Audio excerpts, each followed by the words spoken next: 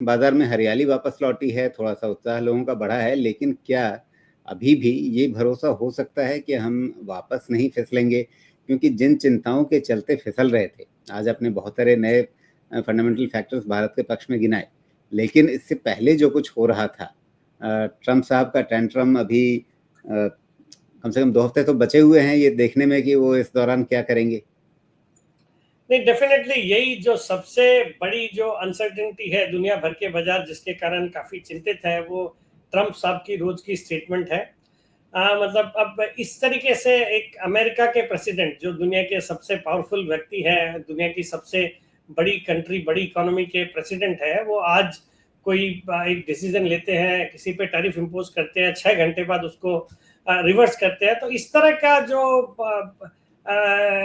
जो डिसीजंस हो रहे हैं, तो उसके कारण से काफी अनसर्टेनिटी है। बट हम जैसे कोई भी एक नेगेटिव या खराब इवेंट होता है, तो जब वो होता है तुरंत तो उस पर रिएक्ट करते हैं, but gradually we get use to it.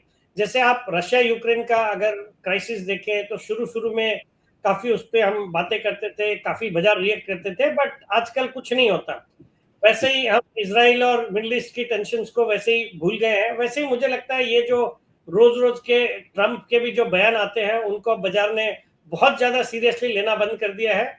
और ये मेरा तो ये मानना है कि ये सब एक निगोशिएशन करने के एक तरीके हैं, और इन सबको इम्प्लीमेंट करने में अमेरिका को भी बहुत दिक्कतें आएगी। उनके लिए भी ये डेट्रीमेंटल है अगर वो इस तरह से टैरिफ इम्पोज करेंगे अपने इंपोर्ट्स के ऊपर। वहां पे भी इन्फ्लेशन जो सबसे बड़ा उनके लिए टेंशन है, सिरदर्द है, उसको बढ़ावा वो भी नहीं देना चाहेंगे।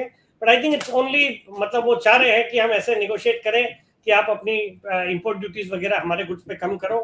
तो वही उनका एक वो है, मतलब मुझे लगता है जो उनका एक फोकस रहेगा उस पर ही रहेगा, और ये इम्प्लीमेंट होगा नहीं होगा टाइम ही बताएगा।